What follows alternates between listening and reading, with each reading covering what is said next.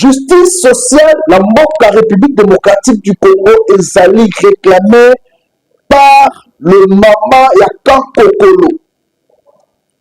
Le veuve militaire, ma maman wana bazo senga justice sociale. Généralement, le soki okotaka Kinshasa na armée, ozalaka parmi les Rwandais au Bayaka en 1997, c'est pas un problème. Il y a ma maman, ma veuve, au bazo vivre na Kakokolo. Le travail que le chef de l'État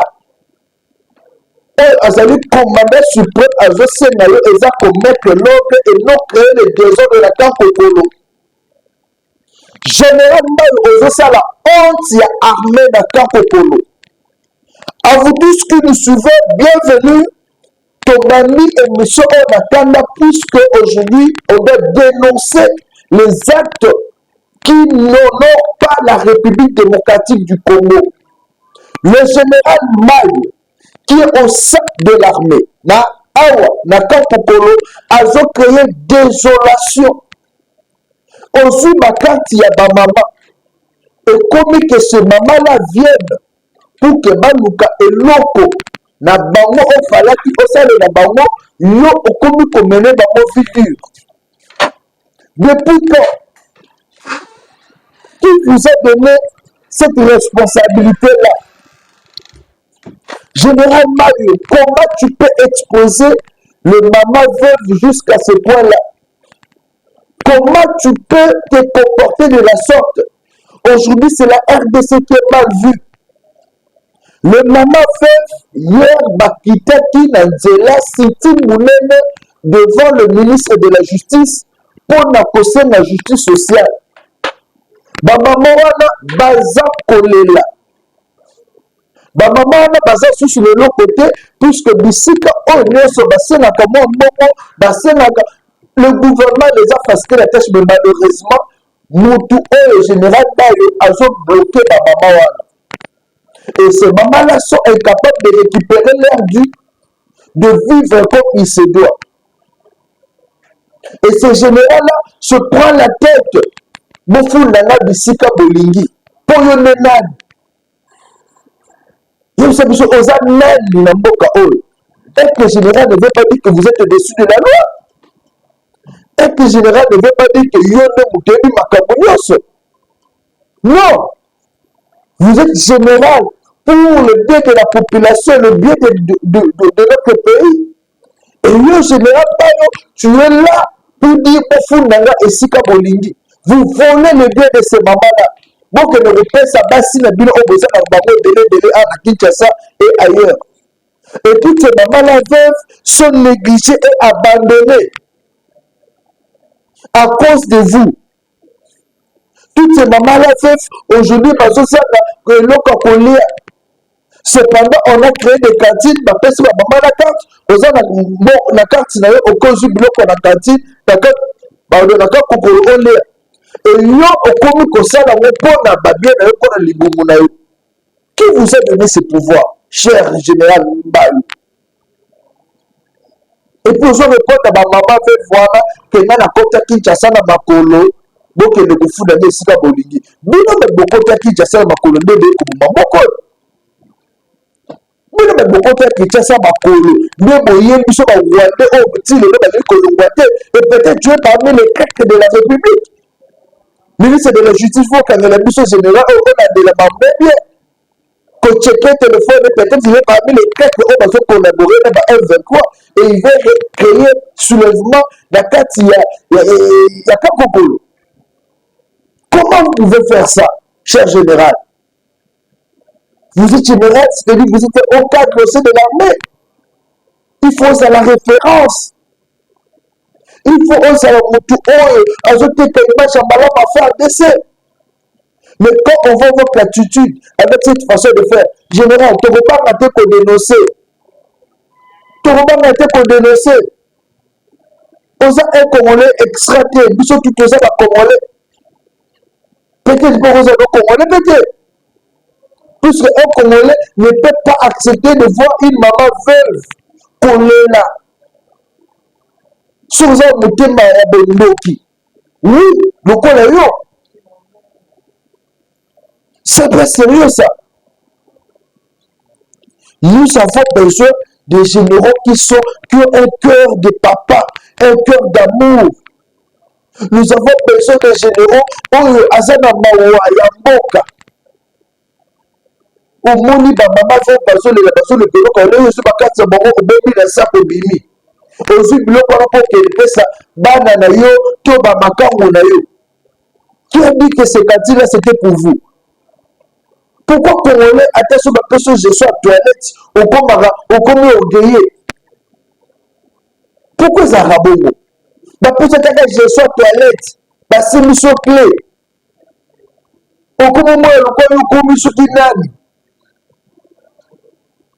Et yo ma mission gérer ma cantine, gérer ma bloc. Non, yo comme maman fait faillir personne ma parole, au comme cracher la bêtise. Qui es-tu dans ce pays?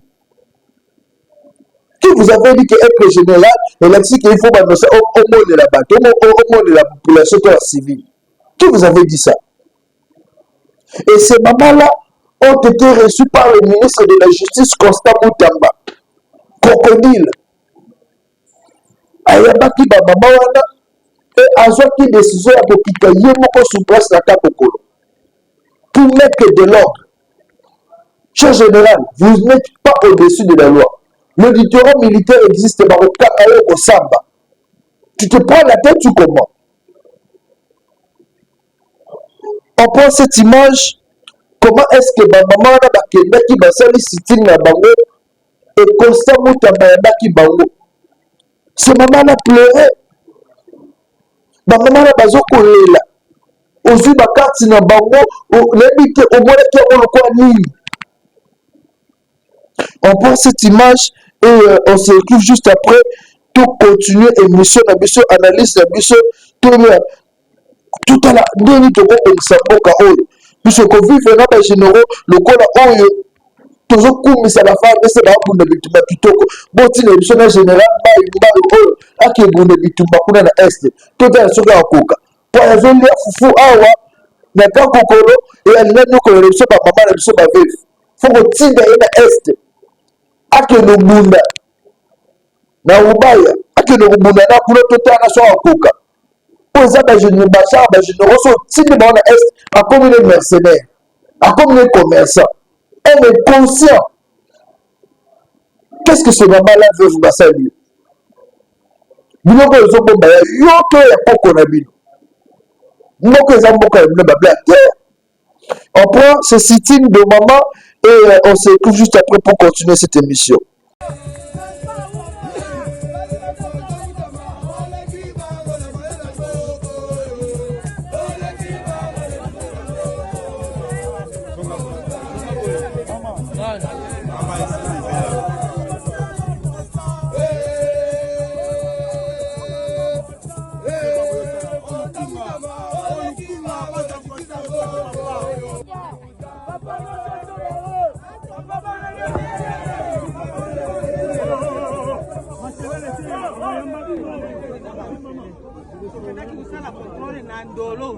Le mois passé. On a contrôlé, nous sommes une équipe bien. Si vous avez commis général, on a commis la carte. Oh, bah, au félé, bah, Mikolo Bazaliste, oh, bah, bébé, oh, bah, bénéficiaire, abani au bout de la carte, sac à la carte à Zanango. Tozi, bah, carte na bisote, tozi, bah, biloko ya kolia te. Lelo, kangi, bah, tante nyoso, biloko etikali, aboy ko pesa, lobi boke de kufunda ngai esika bolingi. Gana kota kana kisasa na maminduki nakakokolo awa ndeli kokelaki kuliba biloko soto kia benga kombo papa kingani obimi azwi dossier bengani azwi dossier koza kanko ko général Mbayo biso nyonso ka basa basoda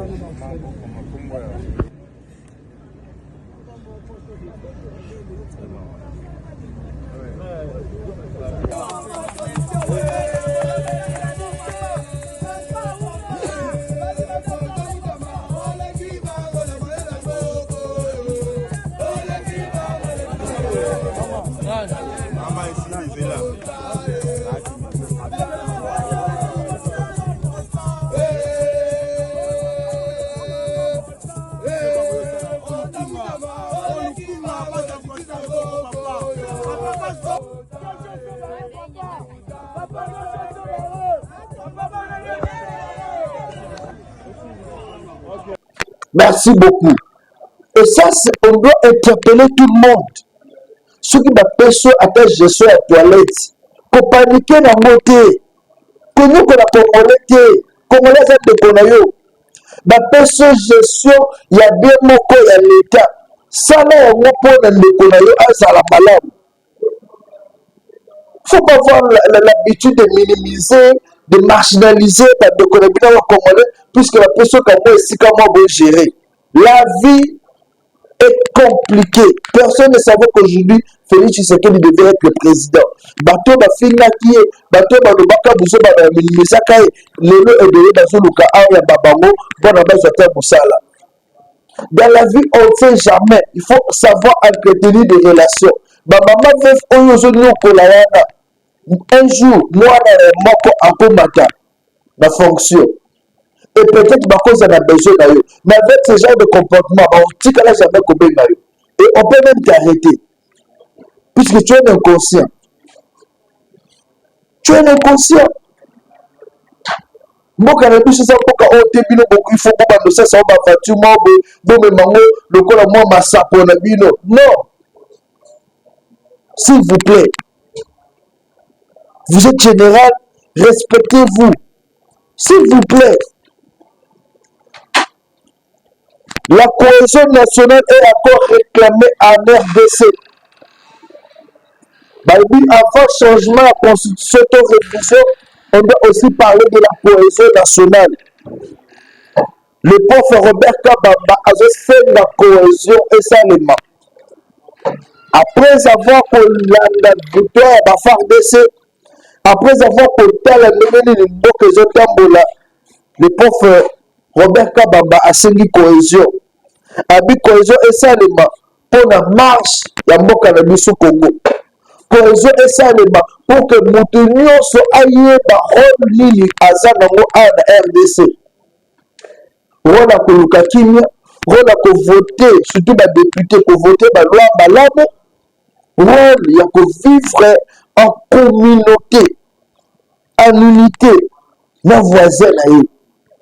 Et le professeur Kabamba conscientise tout Congolais, il y a que derrière le FARDC qui défend l'intégrité à Bokanabiso. Congolais ne sont pas à la Bolingo, avec le Congo, et ceux qui exaltent, que vous risquez, surtout que ça va perdre. Que vous soyez de l'opposition, de la majorité de la société civile, vous voyez que ceux qui les lomboka, exaltent, surtout que pas la madame. Ceux qui Rwandais ailleurs, alobi comme président, na mboka oyo, beba ke toko palangana. Rwanda ni la Congolais te. Yango bozo mona bazo tinda batama ba bomela biso ba ndeko na est. Lelo na mboka na biso il faut unité ezala bolingo. Soki bolingo ezali bomona makambo sur le malamu. Il faut bolingo ezala. Bokabwani ezala te. C'est ce que le professeur Kabamba lance comme message. A lancé message à bolingo, à unité, à cohésion. Bomoko. Que les gens ne puissent pas s'entretuer, puisqu'on va parler de la révision, changement de la constitution. Que les gens ne puissent pas s'entretuer pour question du pouvoir. Le panier sur qui l'accord. Et le professeur Robert Kabamba interpelle la conscience de tout Congolais. Négligence est à la tête. Nous sommes est à la tête. Trahison surtout est à la tête. Pour Congolais, ils ont la trahison. Trahison est à la tête. Ensuite, le professeur Robert Kabamba qui interpelle, nous appelle tous à la conscience de Bolingwamboka. Tout caillou m'a belé à bas côté. Et on s'écrit juste après pour prendre d'autres sujets. La cohésion et l'unité nationale en RDC, rubrique de prof docteur Robert Kabemba Mangidi. Peuple congolais, debout pour l'unité, debout pour la cohésion. Disons oui à l'unité et à la cohésion nationale. Restaurons l'unité et la cohésion pour un Congo stable, prospère et fort. Restaurons l'unité et la cohésion pour une paix durable. Peuple congolais, soutenons les dialogues prônés par Fayoulou pour arrêter le plan de la balkanisation. Soutenons la cohésion et l'unité nationale pour reprendre les territoires de la RDC occupés par Paul Kagame et ses alliés. Disons oui à la cohésion et à l'unité nationale pour défendre la souveraineté territoriale de la RDC. Peuple congolais, soutenir l'unité nationale, c'est réparer les fractures territoriales, c'est réparer les fractures sociales, économiques et éducatives, c'est réparer les fractures culturelles qui menacent notre nation. Soutenir la cohésion nationale, c'est aussi aimer la RDC. Peuple congolais, soutenir la cohésion nationale, c'est dessiner un avenir commun pour les Congolais. S'y opposer, c'est soutenir la balkanisation de notre pays. C'est soutenir les forces du mal qui déstabilisent l'Est de la RDC. Peuple congolais, en soutenant l'idée de l'unité nationale, nous forgeons les valeurs républicaines. Nous renforçons le patriotisme dans une forme renouvelée et sereine. Nous renforçons la cohésion pour relever les défis actuels de la démocratie et de la bonne gouvernance. Peuple congolais, la cohésion nationale doit être la responsabilité de tout celui qui aime la RDC. L'unité nationale, c'est pour rassembler tous les Congolais. J'ai dit et je vous remercie, c'était votre humble serviteur, prof docteur Robert Kabemba Manguedi. Voilà. Et après cette interpellation, je pense que nous devons souvent comprendre que nous sommes encore moko. Tout ça, quand nous il faut que nous résultats de défendre. Tout ça, quand nous moko, on est au côté de la papayaté et le rwandais. Quand on parle de la révision et la commission qui sera mise en place, la révision constitutionnelle, il y a de ces Congolais-là qui sont prêts à tout. Prêts à côté quand même moi sinaye. Pour Nagaka Mabé et Sali Maramboka. J'ai suivi avec beaucoup d'attention l'homme dans le Bélakiango, mais tout le monde tata na biso na zone lisusu. J'ai suivi avec beaucoup d'attention cette fois-là le propos de toujours Papa Néhémie. N'habitez Congo et Saluenil, Congolais dans Saluenil.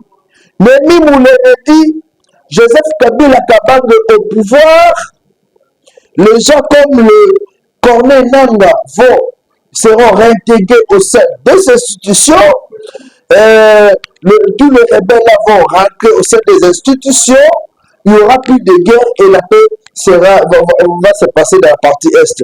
Aujourd'hui, comme Félix Antoine Tshisekedi Tshilombo vous avez dit que le père, le créateur, l'autorité morale, le chef de l'AFC, c'était Joseph Kabila Kabange, tout le monde qui batutu bache bakele lawa, ba mesela kokoma ba communiquer le kuta ba komati.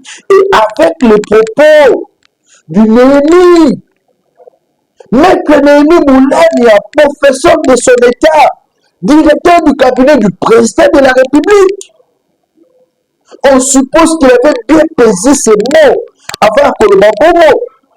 Et si Néhémie pense que si Joseph Kabila Kabange a commis président, Nanga a côté la guerre, pourquoi Nanga fait la guerre? Donc Nanga fait la guerre pour défendre Joseph Kabila Kabange. Nanga fait la guerre pour que Kabila a comme un pouvoir. Est-ce que quand Nanga a quitté Kinshasa,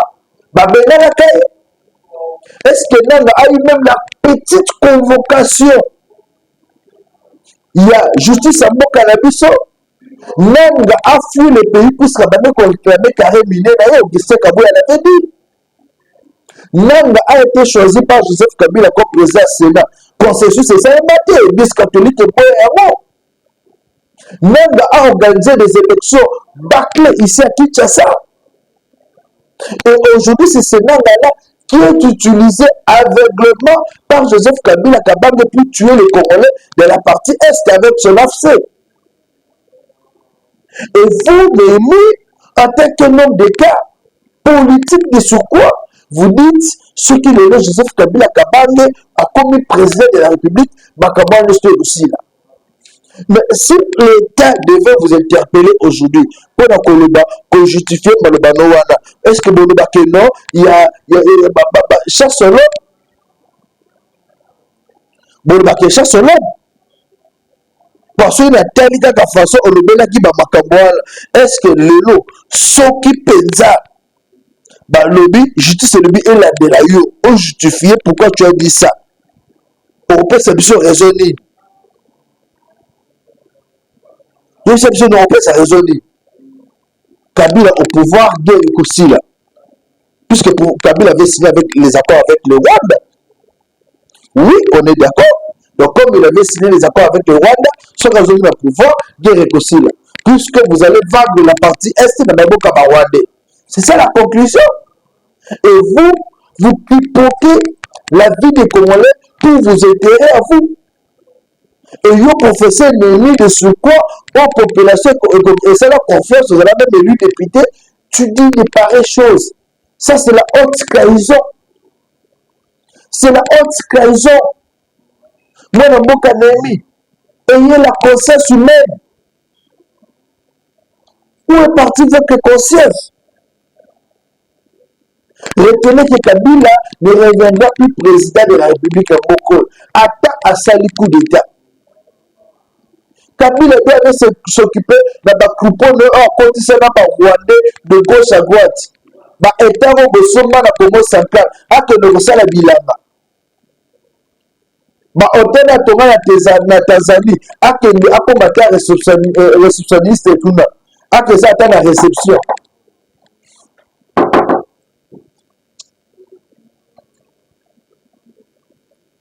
Nous avons besoin aujourd'hui que qui nous soit en Mboka. On n'a plus besoin de ce genre de propos. On n'a plus besoin de ce genre de discours. Et quand vous parlez en mal, à Mboka Nabiso, je ne sais pas comment vous réfléchissez. Je ne sais pas comment vous réfléchissez. Nous, on a besoin de la paix. Nous, on fait aux autres, si Kabila revenait au pouvoir, il y aura de bonnes choses. Kabila a détruit ce pays pendant 18 ans. Nous, on a bossé dans le monde. Kabila a tué des Congolais ici. Nous avons un Bomaï. Même Mamadou Ndiala qu'on parle ici. Nous avons Bomaï. Kabila ne peut plus revenir au pouvoir, papa Néhémie. Et ce robot, c'est une histoire. Je vous avais dit, Néhémie, vous avez des capacités pour diriger Mboka Ozonga, pour diriger. Yo, sa candidature. Donc, c'est une histoire à Kabila. Il y a certaines analyses. Après la rencontre entre Joseph Kabila Kabange et Moïse Katumbi et Claude Lubaya, les officiers de côté qui bisika Moroboé, il y a des préparatifs sur la rencontre entre Joseph Kabila Kabange et Martin Fayulu Madidi. Martin Fayulu Madidi, dans quelques jours, vous le verrez avec Joseph Kabila Kabange. La Mouka ne parle pas. Et si nous écoutons Martin Fayulu, la personne a puisque Martin Fayulu aujourd'hui se présente toujours comme président de la Mouka.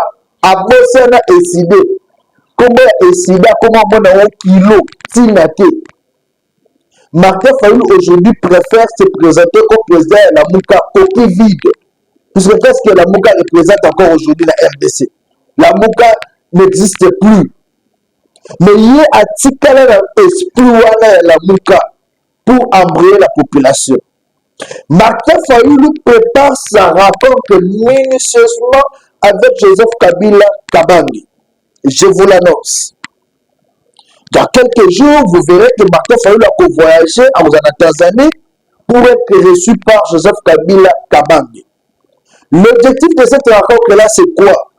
Martin Fayulu est en faillite financièrement. Et politiquement, il sera atterré très bientôt là. Tango azo kende kokutana Joseph Kabila Kabange eza lokwa Martin Fayulu azo kende kosomba libulu o bakokundela ye bala moko. Rencontre Martin Fayulu na Joseph Kabila Kabange ekozala lokwa mutu oyo ake kosomba libulu na ye na cimetière o bakokundela ye.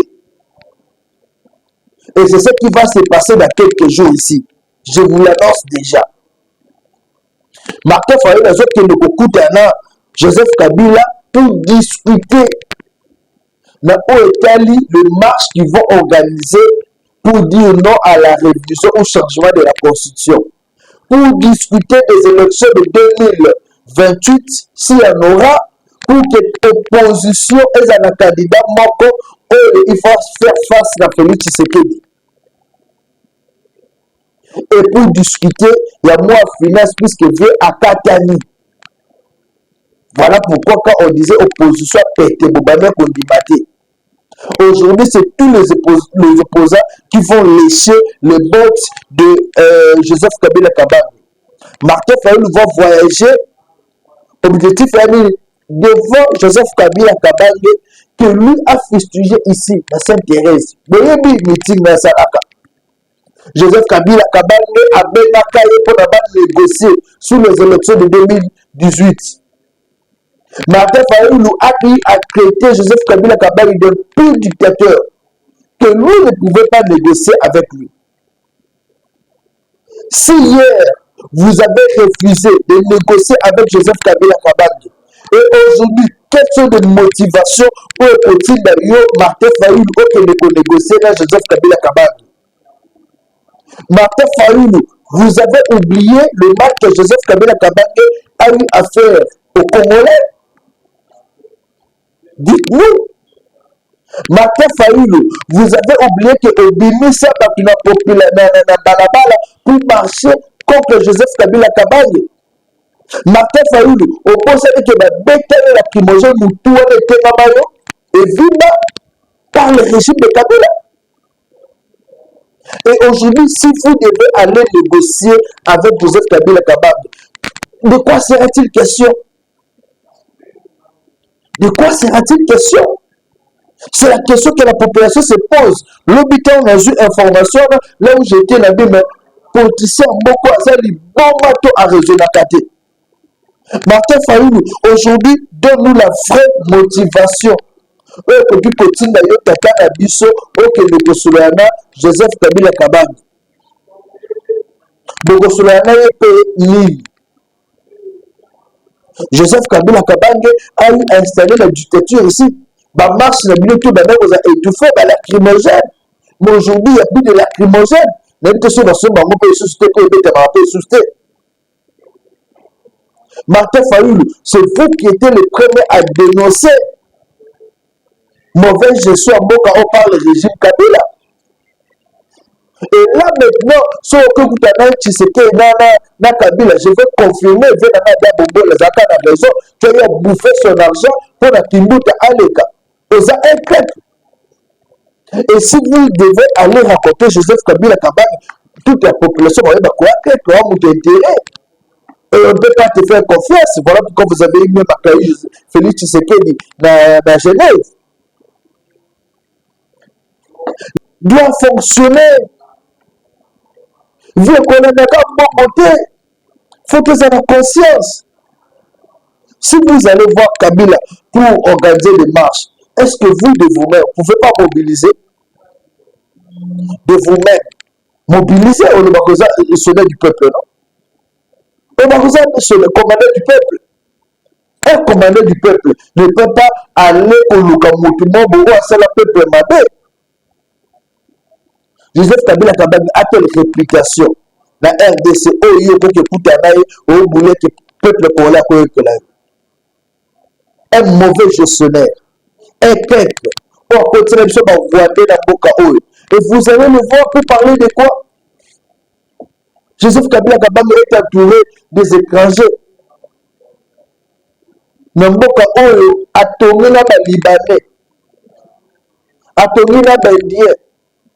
À moins de la catégorie, ce sont ces gens-là qui font souffrir la population.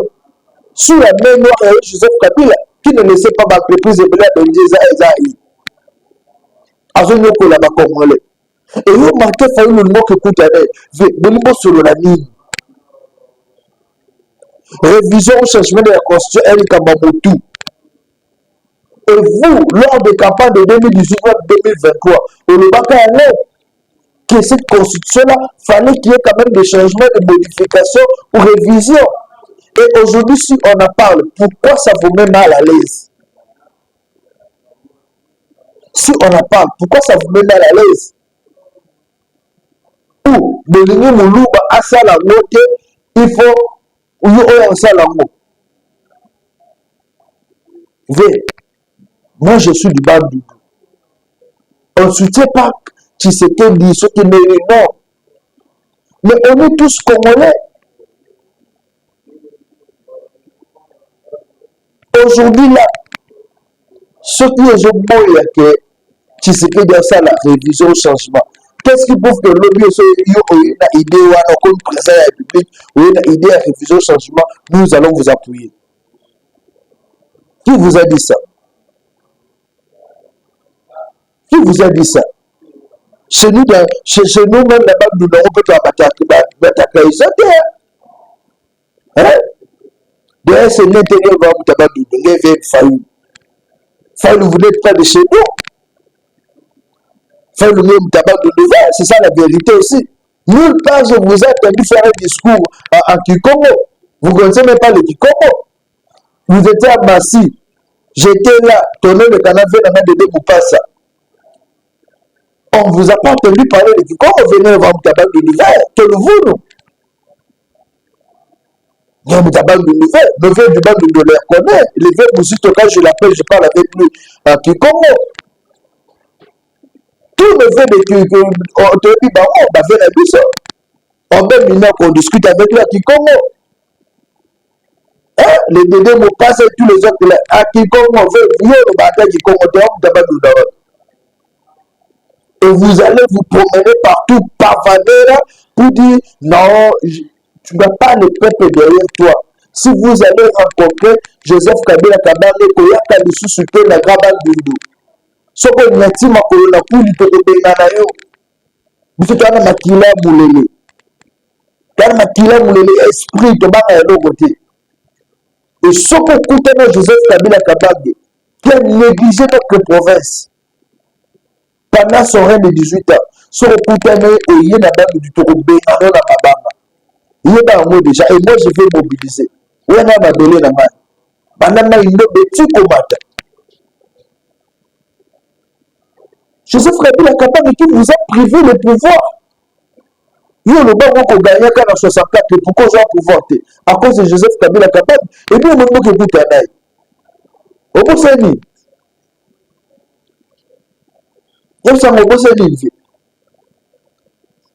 on ne va pas trahir ce pays, on ne va pas trahir Mabélé Nabiso, on ne va pas trahir les Bandundu à cause de vos intérêts à vous. On va soutenir Mouzito, donc on a vu ça Bandundu. Mais toi tu n'es pas de chez nous, c'est ça la vérité. Mouzito n'est pas pour ça, Biso, mais Biso, à soutenir aveuglément. Fayoulou, moi je n'ai jamais vu même ton frère du village. Mais maintenant, tout ce qui s'est dans Boka, tout compte dans Boka. Moi, j'ai été à Panou. Panou 1, Panou 2. J'ai vu le coco. Il y a donné mon passe. Je suis descendu qui coûte dans le village. J'ai vu le coco de vieux Mouzito. Je suis descendu chez Bandeba là-bas pour aller voir le coco de Minako. Au lieu de bave mulele to quitter que ça la recherche moi je suis journaliste la tambola bamboka ya neuf tout na on cite le moko koko na yaza ate ni na basi ni na masimba ni na idiofa ni na yoki personne il faut plus mature au nom ya bana bandu to bana kuyi et nous vous interdisons d'aller pas voir Joseph Kabila Kabanga. Le plan de Joseph Kabila Kabanga, c'est de revenir soit par un coup d'État, soit même par mécanisme. On a RDC Togo Makamboan. L'opposition, préparez-vous, mobilisez la population pour dire non à la révision constitutionnelle ou au changement de la constitution. La majorité se mobilise pour dire oui à la révision constitutionnelle. Et à la fin, c'est le peuple qui va décider. Ceux qui peuvent le dire oui, et ils allont oui. Ceux qui peuvent le dire non, et ils allont non. Motique à l'agitation. Tous les marches de deux pédécimes malades. Peuple dit dans marché la mine. Époque à marche ici là. Dans le bâtiment de la G. Peuple dit dans marché la mine. L'opposition est en perte de vitesse, sans argument. Est Matia Kitoko, nos femmes de ces félicitations, vous, ici à Kinshasa, la température ça va. Le Koulouna sont en train de fuir avec l'opération Bobo. Hier dans la commune de Kalam, c'était grave. C'était grave. À 16 heures, j'étais là, dans la maison communale à Kalam. Tout dans le commissariat, tout mais c'était grave. On a vu comment ce Koulou n'a pas samba. Un coup de chapeau au ministre de la Justice. Comme ça, Moutamba, dans le contexte de bagarre, de banane, dans le jet, excluant de étiqueté. Je vu comment ce Koulou n'a là, mais dans le Koulou n'a pas bazali. Ce Koulou n'a conscient. Habika Bomaki me connaît de mes pères, mes mères, ma carte bomie pour la bawele la ilipa. Que tu as appelé témoignage le numéro qui est tout ma paix. Bawele la pays, rankin et koti. Na boutou, à l'ingénie de connaître boule à bêter les chètes et de connaître koufi. Vous pouvez imaginer. Lui pour battre à 500. Mais quoi il y a la bouteille l'ingénie boule, na mouli la bêter les chètes. Lui colla 500 francs. Il y a lipa. Chers compatriotes, tout faut la mise. Partout il y a des couleurs, il faut dénoncer.